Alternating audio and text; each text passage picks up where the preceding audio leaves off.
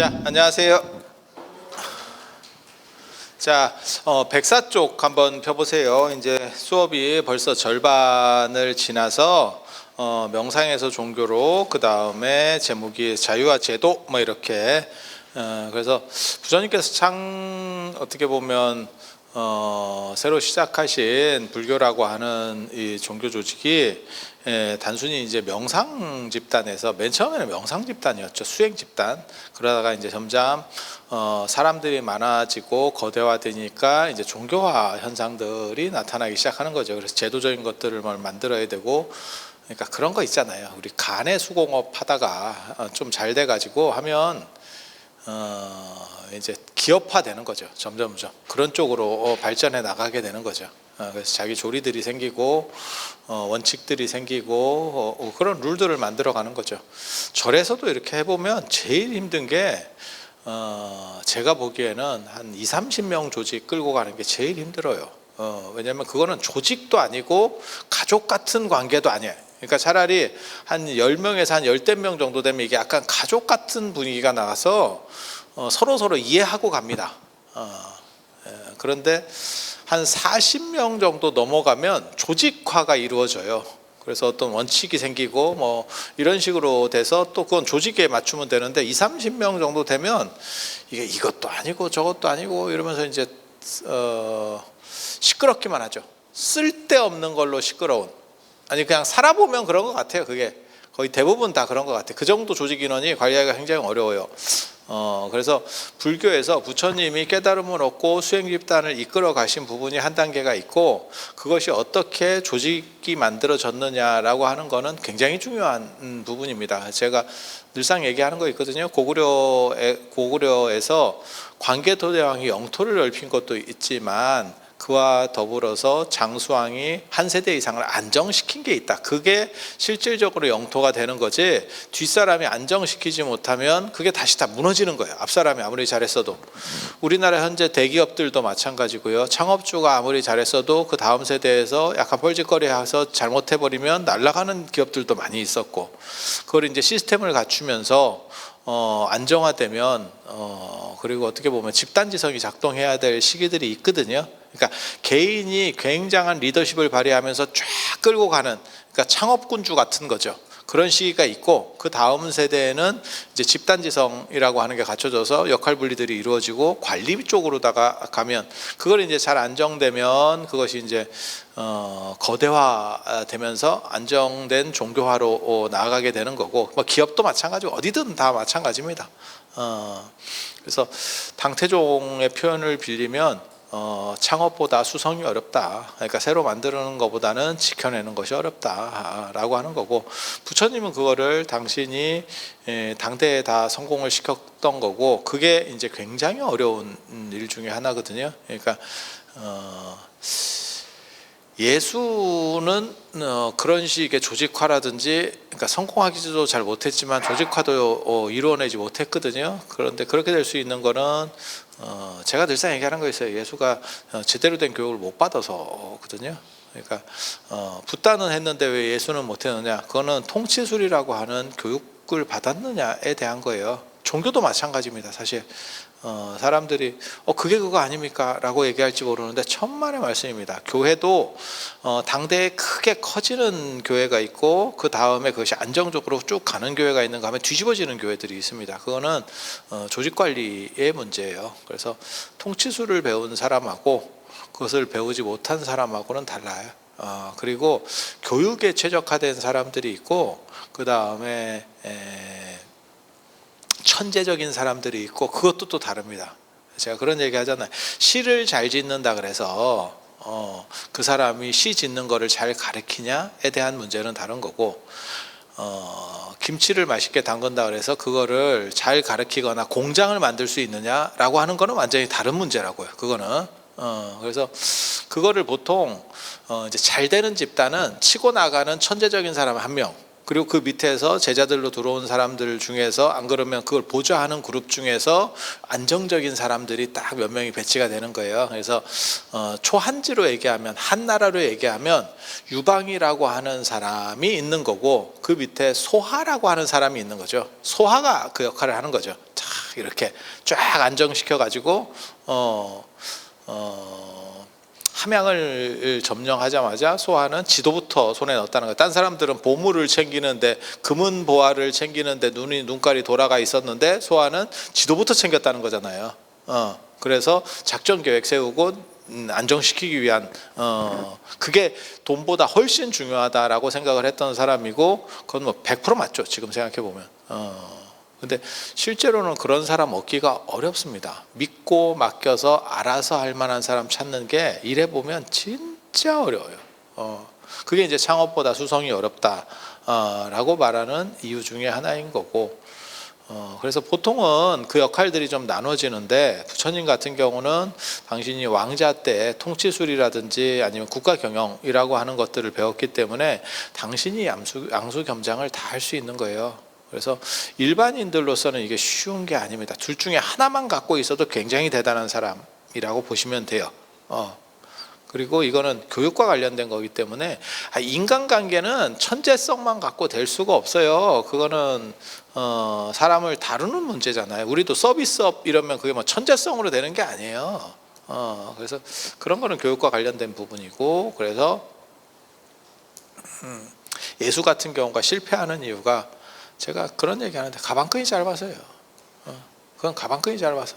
그러니까 사회적 공감대 형성과 교감을 제대로 이룰 수 있는 그런 기술을 못 배운 거지. 우리도 마찬가지입니다.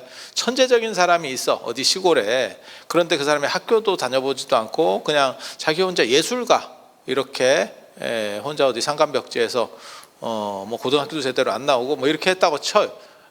그러면 어떻게 사람을 응대해야 되는지를 모릅니다. 자기께 맞다라고만 말하지 그 이상도 그 이하도 아닌 쓸데없는 얘기들만 계속해요. 그러면 사람들이 어떻게 되느냐, 거기에 동조하는 사람은 소수가 동조해 주는 거고 나머지는 다 배척해 버리는 거죠. 그렇잖아요. 그래서 그런 게 이제 어떻게 보면 기독교가 보인 행태라고 보면 돼요. 그러니까 몇 명의 거기에 동조자들만 있었던 거고 나머지는 없었던 거죠. 근데 불교는 그게 보편성으로 쉽게 나갈 수 있는 거는 세상의 언어를 안다라고 하는 거예요. 세상의 요구를 안다. 그러니까 시대 정신에 대한 파악이라는 거죠. 내가 주장하려고 하는 것도 중요하지만 그것을 시대가 요청하는 구조에 맞추어서 풀어낼 수 있느냐, 이거 굉장히 어려운 일이에요. 굉장히 어려운 일이에요. 그래서 전에도 제가 그런 얘기 해드렸잖아요. 바이오가 온다, 뭐 메타버스의 시대가 온다, 올 겁니다. 근데 바이오가 온다, 그 다음에 뭐 IT 기업이 IT가 온다. 우리가 2000년대 설레발을 쳤지만 실제로 온 거는 지금 왔죠. 10몇 년 뒤에 왔죠. 그러니까 안 온다가 아니고 그것을 시대적 요청 구조에 얼마나 맞추어서 작동하는 그 시점에 들어가느냐가 문제인 거죠. 너무 일찍 들어가면 망하는 거죠. 그리고 너무 이제 늦게 들어가면 장사 끝났죠. 버스 끝났죠.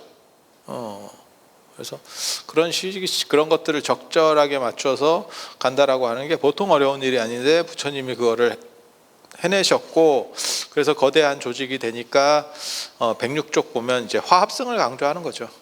승가라고 하는 거는 만장일치라는 의미예요. 화합성입니다. 화합성이 화합하라가 아니고 만장일치라는 뜻이에요. 그래서 승가에서 의결은 만장일치로 이루어집니다. 승가는 4명 이상의 단체, 그러니까 사람이 4명 이상을 승가라 그래요. 승가. 그리고 승가를 번역할 때, 중국에서 음역할 때 승으로 축약하는 구조들이 나오는데, 그거는 저 서역 언어에서 승가를 승가라고 번역하지 않고 상크라고 번역해서 그래요. 상크에서 크가 묵음에 가깝다는 거예요. 그래서 상크 이런 식 발음이 나다 보니까 그 앞에 상만 의미들이 커져서 그게 승으로 됐다라고 하는 거거든요. 그래서 음역하고 의역을 동시에 할 때는 승려라고 번역을 합니다. 력은 짝짝 떼거리, 짝이 된다, 서로 대꾸를 이룬다, 이런 식으로 려.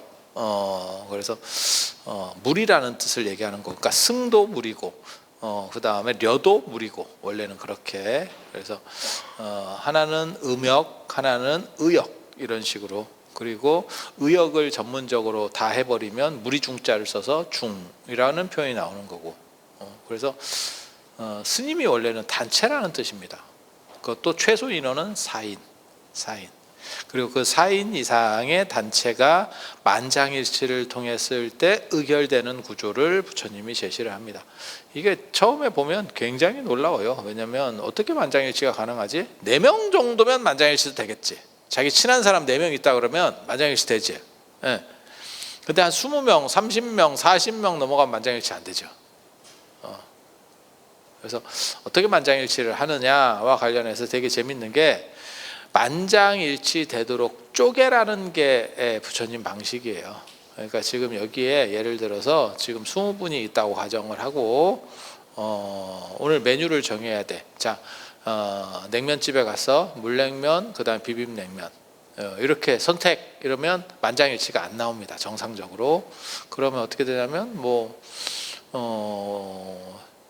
13대 7이 나왔어. 그냥 조사를 하니까 13대 7이 나왔어. 그러면 2테이블로 나눠서 먹으라는 거예요.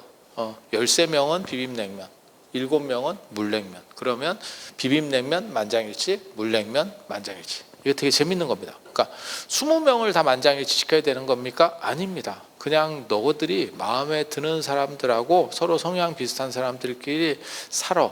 왜? 그래야 스트레스 덜 받고 수행하는 데 유리해. 이거 굉장히 재밌는 얘기예요. 그리고 왜 그러면 만장일치를 강조합니까? 리더가 폭주하지 못하도록 하기 위해서. 다수결은 리더가 폭주할 수 있습니다. 그리고 진 쪽이 승복하느냐? 그게 안 됩니다. 네가 안 되는지 어떻게 하느냐? 지금 우리나라가 그렇게 돼 있잖아요. 지금 어떻게 보면 저도 몇 프로인지는 정확하게 모르겠는데 어느 순간부터 우리나라 정치가 50몇 대 40몇 이렇게 끊기니까 아예 그냥 7대 3 이런 식으로 끊겨버리면 다수가 많으니까 그쪽으로 몰고 갈 건데 아슬아슬하게 끊기니까 진 쪽에서도 자꾸 씹죠. 원래 민주주의라고 하는 거는 졌으면 다음 경기 할 때까지는 그냥 무게를 실어주는 거거든요. 무게를 실어주고 그 다음에 이제 내려올 쯤 돼서 레임덕하고 어떻게 할 때부터 흔들었는데 지금은 우리나라는 희한하게도 대통령이 되면서부터 흔들어요. 굉장히 놀라워. 한국 민주주의가 굉장히 재밌는 게 한국 대통령사를 아마 세계 민주주의사에서 나중에 주목할 겁니다. 하나는 올라가자마자 씹는다는 거, 그 다음에 내려오면 깜빵을 보낸다는 거. 이런 게 뭐 있나 싶어. 미국도 이렇게는 안 합니다. 미국도 이렇게는 안 합니다. 그런데 이런 행동이 계속 반복되고 있죠. 그리고 이게 깜빵 보내는 거는 계속 해왔는데 우리 전통이었는데 그 나중에 이제 좀 오래되면 내가 유네스코 무형유산에 넣어야 되는 거 아닌가. 대통령을 깜빵 보내는 문화. 저는 개인적으로 이쪽 땅이나 저쪽 땅이나를 떠나서 저는 정치적인 쪽에 별 관심이 없지만 그거는 있어요. 그렇게 아무리 잘못했어도 깜빵 보내는 거는 안 했으면 좋겠다. 그게 국격이 떨어지고 그냥 국민으로서의 기분이가 나빠. 그래도 우리가 대통령으로 내가 뽑았든 안 뽑았든 한국을 대표하는 대통령이었는데 그걸 깜빵에 보내놓고 고소하다라고 생각하는 거는 사실 현대 시민의 자세하고는 좀 다른 거예요. 미국은 못해서 저렇게 냅두는 줄 아세요? 그거 털면 어느 대통령도 다 걸릴걸. 어느 나라도 무슨 청백리 황희정승이 대통령 될 수 있을 것 같아? 그런 사람은 아예 나오지도 않습니다. 까놓고 얘기해서 다 나대는 사람이 나오는 거죠. 근데 나대는데 하나도 안 걸릴 수 있을 것 같아? 그리고 어떤 정치적인 얘기를 하는 게 아니고 국가 위신 문제로도 외국에서는 굉장히 이상하게 봅니다. 저 나라는 도대체 뭔데 올라갔다 내려오기만 하면 들어갔다 나오노. 우리는 익숙해서 그거를 못 느끼는 거예요. 왜? 늘상 들어갔었으니까. 근데 전 세계에서 독재자가 무너질 때 외에는 안 들어갑니다. 그렇게까지 늦지는 않습니다. 그래서 조금 생각을 해봐야 되는 문제고, 그래서 이게 다수결이라고 하는 게 폭주했을 때 방법이 없어요. 그래서 만장일치는 모든 사람의 의견을 존중해줘라라는 뜻이에요. 구성원 모두의. 리더는 그렇게 해야 된다. 그게 존중의 리더십이라고 하는 건데 굉장히 어렵습니다. 왜? 그러면 리더하는 재미가 없지. 리더의 재미는 뭐다? 휘두르는 재미거든. 해봐. 그 완장 한번 차봐. 이러면 그거 이제 이렇게 하고 저렇게 하고 이게 재미인데 다 맞춰줘야 돼. 조율을 해줘야 돼. 이러면 그래서 저래서 뭔 얘기가 있냐면 원래는 중벼슬은 닭벼슬 맛도 못한 거다라는 얘기가 있는 거예요. 근데 요즘은 또 세상이 바뀌어가지고 그리고 107쪽에 보면 이제 집단이라고 하는 부분에서 어떻게 서로 간에 피해를 안 주면서 슬기롭게 수행 생활을 할 수 있느냐, 그게 계율이 만들어지는 그런 부분들입니다. 그래서 107쪽 밑에서 6번째 이런 거 보면 계율에 대한 부분들을 얘기를 하고 있죠. 어떻게 하면 그러니까 학교로 말하면 학칙 뭐 이런 것들, 그런 거 자기 조례를 만들어가는 것들이죠. 그리고 여기서 이제 중요한 거는 개인과 집단의 이해 충돌이죠.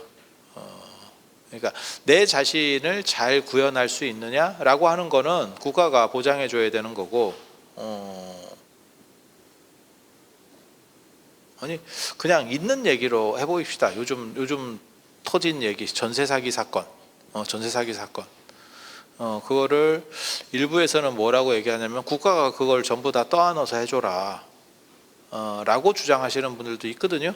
지금 굉장히 저도 안타깝게 생각을 합니다. 왜냐하면 젊은 애들이 돈도 없는데 그거 어떻게 해서 전세로, 그러니까 월세에도 부담되니까 전세를 찾아서 했더니 저 자식이 들고 홀랑 튀었는지 집값이 지금 깔아앉으면서 터진 건지 저는 잘 모르겠어요. 제가 그런 걸 뭐 잘 아는 사람이 아니니까 그냥 단편적으로 들은 거니까. 그래서 몇 분 돌아가셨죠, 지금 자살하고.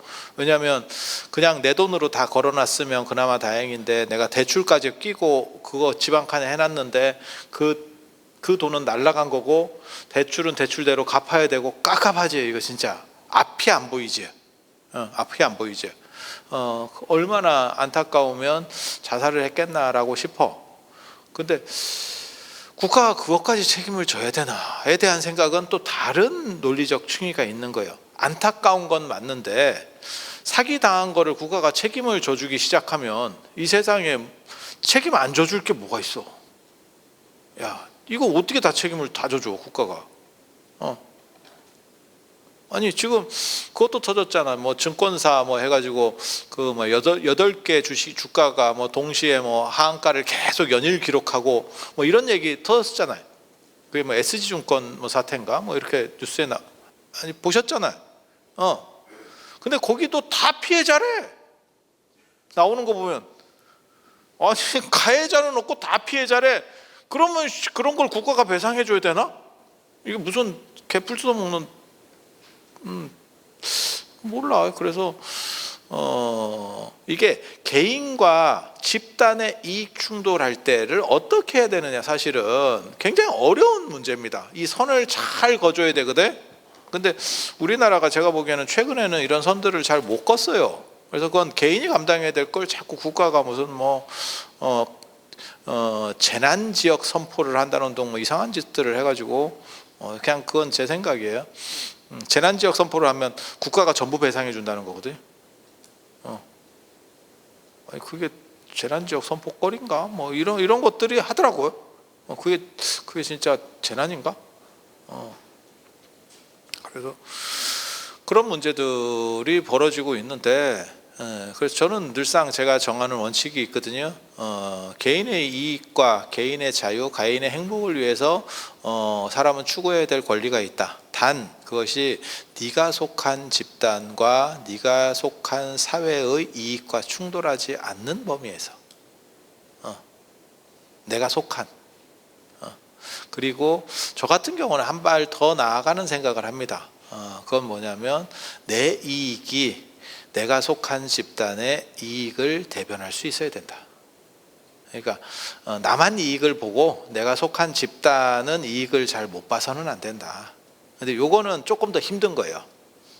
내가 속한 집단의 이익과 충돌하지 않는 상황에서 내 이익을 취한다 보다 내가 속한 집단의 이익과 내 이익을 일치시키겠다라고 하는 거는 사실은 조금 더 힘들어. 피곤한 일이에요. 그런데 우리 같은 사람은 그러니까 이제 살 만큼 살았고 이렇게 됐으면 그런 생각을 하면서 살아야 되는 게 아니냐라는 생각을 하는 거고요. 제가 뭐 여러분들 앞에서 이런 말씀을 드려서 그렇지만 어느 정도 이상 이 사회나 아니면 대중들의 은혜를 입고 살았으면 그들의 고마움을 생각하면서 뭐라도 해서 갚아줄 수 있는 생각들을 하면서 살아야겠다라는 생각을 하는 거예요. 될 수만 있으면. 그러면 네가 그거를 막 전문적으로 막 나서서 하겠느냐? 못할 수도 있지. 하지만 그런 생각을 가지고 산다는 자체가 조금이라도 그쪽으로 가겠다는 의지 표현이니까요. 그래서 이런 것들을 이제 절묘하게 잘 잘라서 만들어내는 게 유리입니다. 그래서 개인이 크게 손해보지 않으면서 개인의 행복과 자유가 추구되는 선에서 이제 여기서는 이제 집단은 불교죠. 불교 집단들이 발전할 수 있는 방향들을 찾아가는 것, 그게 이제 계율이라고 하는 거예요.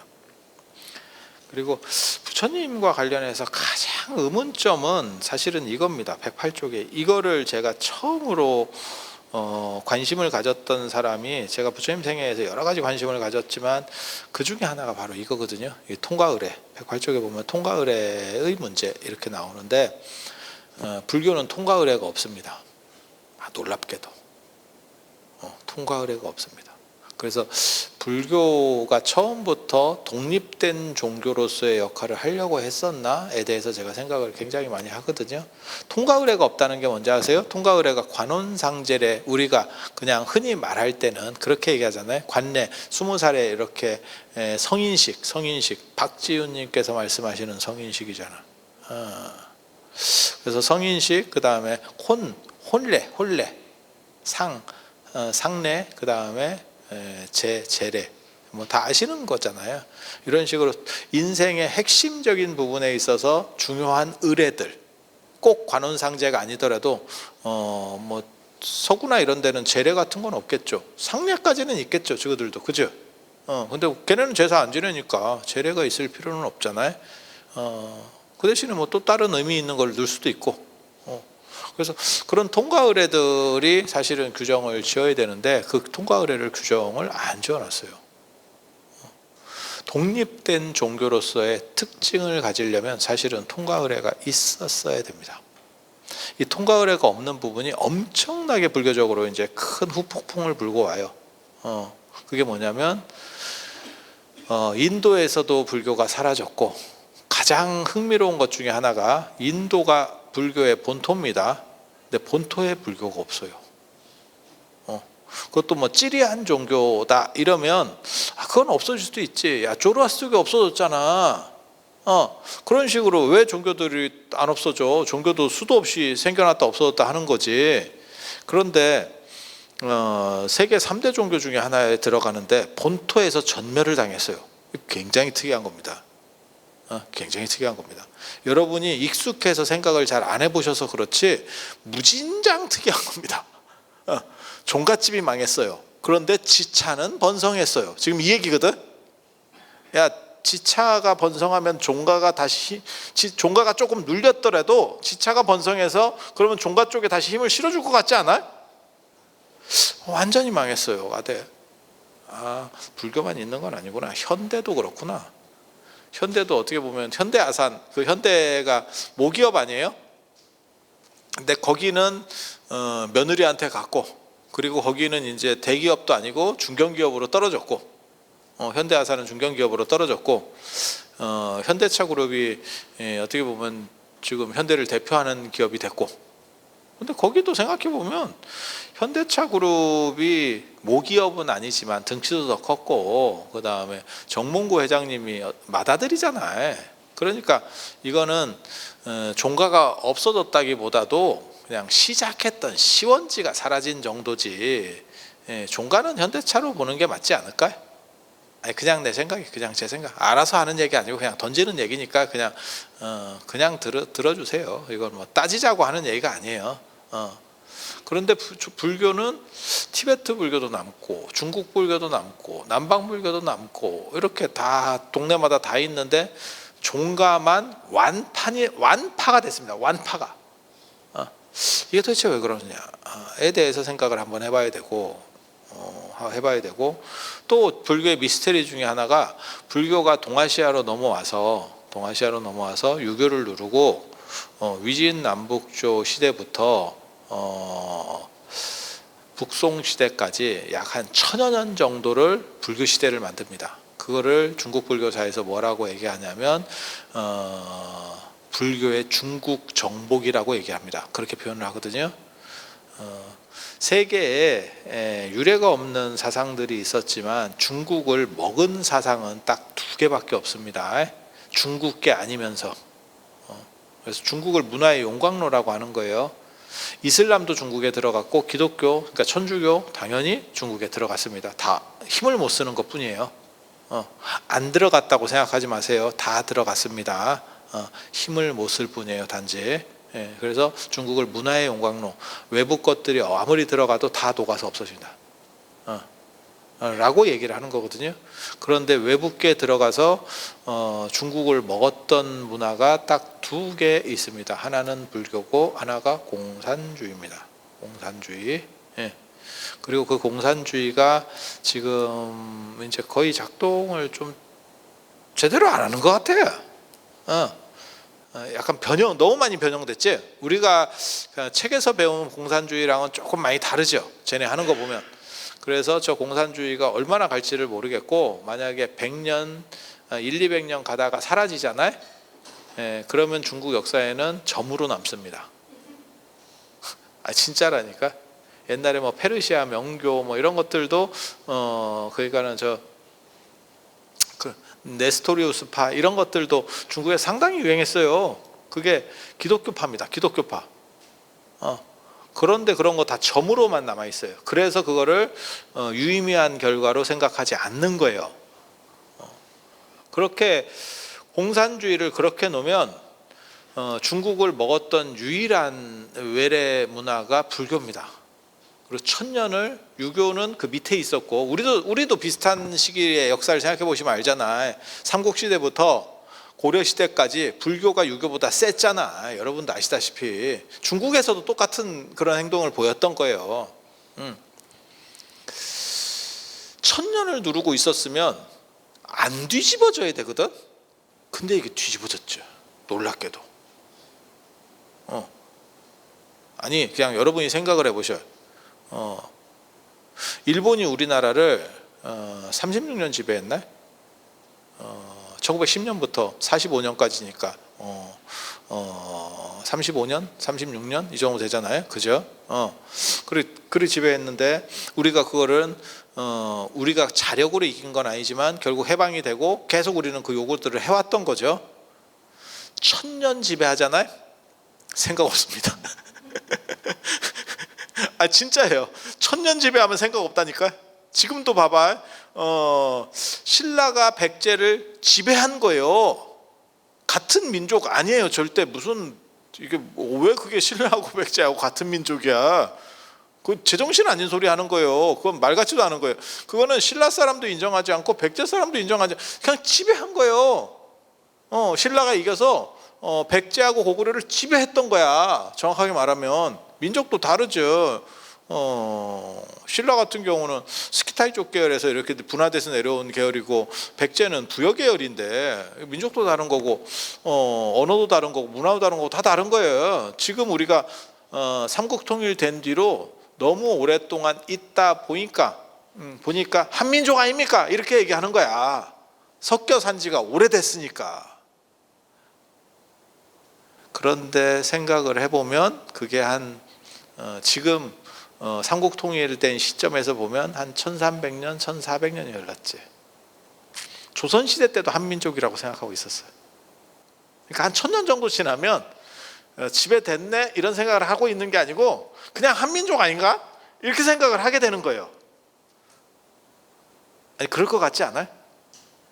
그럴 것 같지 않아요? 다 동화되는 거지. 그래서 한 200년 갔어요. 뭐 이러면 독립을 해도 쉽지 않아.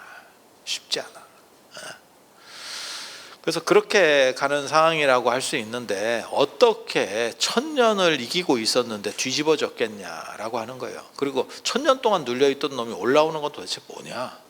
그거는 유교에는 통과의례가 있습니다. 통과의례가 있기 때문에 그 통과의례랑 관련해서는 계속 유교가 살아있을 수밖에 없었던 거예요. 그걸 쓰려면 오늘날도 제사를 지내려면 여러분이 유교를 안 믿어도 유교 의례를 하고 있는 거예요. 태백에서도 일부가 남았고, 상내에서도 지금 상내의 상당 부분이 유교적인 부분으로 남아 있잖아. 아니, 맞잖아요. 관례는 없어졌죠.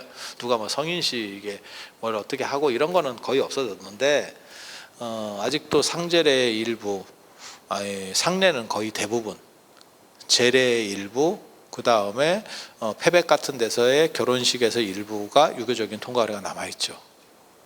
그 통과의례를 불교가 잡고 있었다면, 그러면 좋든 싫든 내가 어떤 종교를 믿든 불교 의례를 하고 있는 거예요.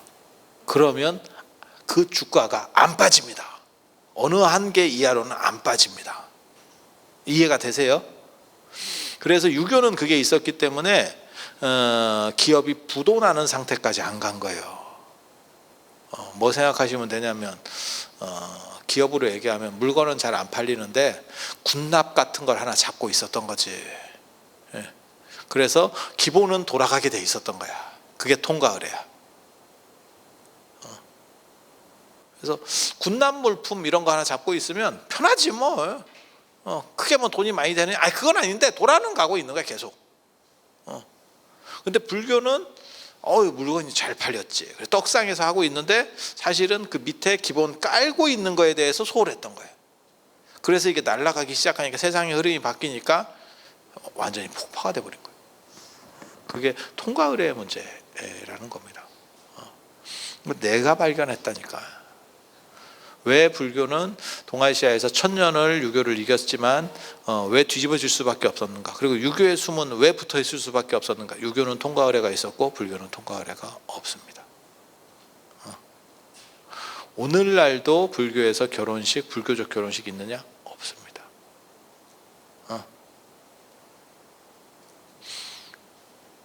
제례나 상례는 나중에 유교적인 것들을 어느 정도 이상 이렇게 받아들이면서 불교식으로 변형시킨 겁니다. 없습니다. 그리고 원래는 탄생의례도 있어야 되거든요. 탄생의례, 그런 것도 보이지 않습니다. 탄생의례가 뭐냐면, 저도 얼마 전에 제 아는 분이 무슨 외손자를 봤다 그래서, 그러면 뭐 생일 기원 불공 뭐 이런 걸라도 해드리라고 그렇게 제가 말씀을 드렸거든요. 그게 탄생의례입니다. 탄생의례. 탄생과 관련해서 나쁜 것이 들어오지 않고 잘 성장하기를 기원하는 의례. 그리고 탄생의례는 분명히 있었습니다. 불교적이지는 않지만 동아시아에는 분명히 있었어요. 그게 뭐냐면 생일을 기리는 거 한 가지, 그 다음에 100일, 그 다음에 돌이에요. 이게 다 탄생의례입니다. 탄생의례. 지금은 100일이나, 지금도 돌은 큰가? 제가 요즘 주변에 그렇게 애 낳는 사람이 별로 없어가지고. 근데 예전에는 돌이 제법 컸었죠, 그죠? 그 돌잡이도 하고 금반지도 이렇게 주고, 그리고 엄마가 그때 금 좀 많이 벌어서 띵거 먹고, 그러다가 어디다 짱 박아 놓는다고 이사 가면서 또 잊어버리고, 한꺼번에 아이 잘 놔둔다고 놨는데 너무 잘 놔둬서 찾을 수가 없네 이러고. 제가 들었던 가장 재밌었던 사건은 도둑이 들까봐 신발장 안에 신발 속에다가, 헌 신발 속에 금을 넣어놨다가 나중에 분리수거했다더라 라고 하는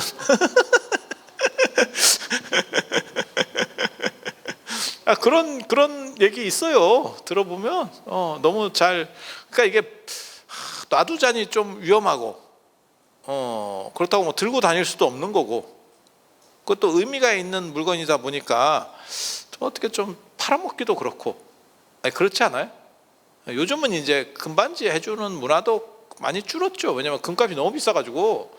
우리 어렸을 때는 한돈에 4만 원 이러니까 할만했었지. 아, 이거 나이 나오는 것 같은데. 근데 지금은 36만 원이에요, 한돈에.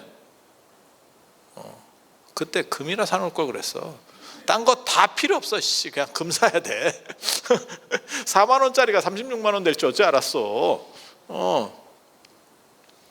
아니, 여러분도 다 겪어보신 얘기잖아요. 제가 그냥 없는 얘기 하는 건 아니잖아요. 그래서 그때는 돌이나 이런 데 가면 다 금반지에 한돈짜리를 들고 갔던 시절이고, 지금은 한돈짜리가 어딨어. 1g 뭐 이런 거 하고 있던데, 이렇게 보니까 g으로 이제 따져가지고 3.75g이잖아요, 한돈이.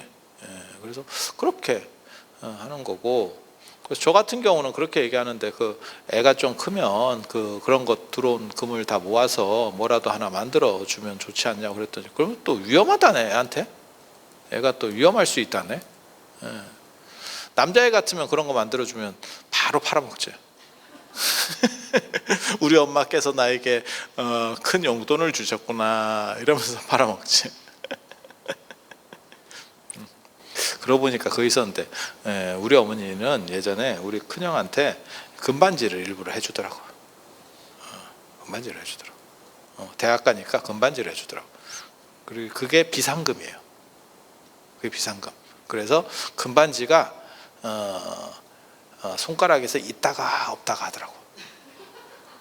그러니까 술 먹고 저당 잡혀놨다가 이게 돈 생기면 찾아오고 이렇게 하더라고. 그게 나는 왜 금반지를 줬는지 내가 그 당시에는 이해를 못했는데, 나중에 이렇게 상황을 보니까, 그러니까는 돈이 땡푼이 됐을 때 그걸로 일단 메꾸라는 뜻으로 하나를 주더라고요. 그러니까 돈으로 줘갖고는 그게 조절이 안 되는 거지, 남자애들이 대학생이고 이러니까. 근데 금반지는 쉽게 이게 돈으로 바로 환금은 안 되잖아. 하지만 환금성이 충분히 있지. 예를 들어 술집에 금반지 맡겨놔봐. 그러면 그건 잡아준다니까요. 아니, 맞잖아요, 제 말이. 하지만 그거는 돈하고 다르기 때문에 찾아올 수 있지. 그래서 야, 저게 저런 비상금도 있구나. 내가 그때 그런 생각을 했었는데 나한테는 안 해줬어. 뒤끝 장렬이야. 뒤끝 장렬이야. 그래서 통과 의뢰가 생각보다 굉장히 큰 거예요. 그래서 저는 이런 부분들이 조금 더 발전하기를, 오늘날에도. 근데 지금 이미 시절이 늦어가지고. 자, 110쪽 보시면 부처님은 도시주의자입니다. 도시주의자. 그래서 부처님께서 제일 오래 사신 데는 18년에서 23년간 사셨다고 나오는 23년 맞나? 27년인가? 25년이네. 19년에서 25년. 여기 써놨네, 제가. 111페이지 밑에 세 번째 줄에 기원정사입니다. 기원정사는 7층 건물. 7층 건물. 당시 7층 건물 굉장히 좋은 겁니다. 엄청나게 좋은 겁니다. 예. 저희 어렸을 때도, 저 어렸을 때 우리 집이 3층이었는데 사람들이 구경 오고 막 이랬었어요. 3층 집만 해도 대단한 거예요. 자, 7층 건물에서 몇 층이 제일 좋을까? 그냥 한번 생각해 봐요. 몇 층이 제일 좋을까? 꼭대기가 옥탑방입니다. 빨간 머리 N 이런 거 못 보셨어요? 유럽이나 이런 데서 다 마찬가지예요. 고층이 되면 화장실하고 엘리베이터가 들어가기 전에는 고층일수록 다 떨어지는 겁니다. 밤에 예를 들어서 5층에 내가 자고 있는데 밤에 오줌 싸러 가야 돼. 1층까지 내려가야 됩니다. 보통 일 아니죠. 아니 그렇잖아요. 그래서 그러니까 화장실이 집 안으로 들어오는 구조, 지금 수세식 화장실이 들어오는 구조, 그 다음에 엘리베이터가 만들어지기 전에는 고층은 다 나쁜 거였었어요. 그래서 여러분 어렸을 때만 하시더라도 여러분 어렸을 때는 아니고 여러분이 조금 덜 사갔을 때만 하더라도 집을 한 3층 아래에 저층 집을 선호하는 문화들이 있었어. 그러니까 1층은 너무 보이니까 좀 그렇고 2층이나 3층 정도가 괜찮았다 이렇게 생각할 때가 있었고, 지금은 이제, 그리고 예전에는 거기 있잖아, 아파트 하면 꼭대기 집하고 갓집이 쌌다니까. 분양가 자체가 쌌다니까. 이유는 추워. 근데 지금은 층간소음 문제 이런 거로부터 자유로운 게 맨 꼭대기 집이잖아요. 그리고 단열도 잘 되고 이러니까 오히려 꼭대기 집이 비싸죠. 지금은 그렇게 나오는 거고, 그러니까 문화가 바뀐 거죠. 그래서 소공녀라든지 뭐 빨간머리 애니라든지 이런 거 보면 다 약간 못 사는 애들, 한여틱한 애들은 다 옥탑방에 살아.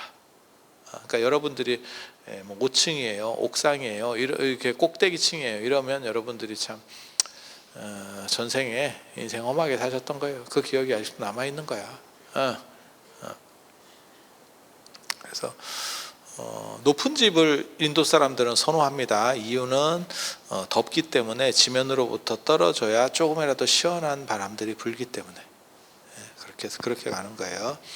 그리고 부처님이 도시주의자인 건 변화를 주기 때문에 그래요. 변화는 도시에서는 먹히고 시골에서는 잘 안 먹히죠.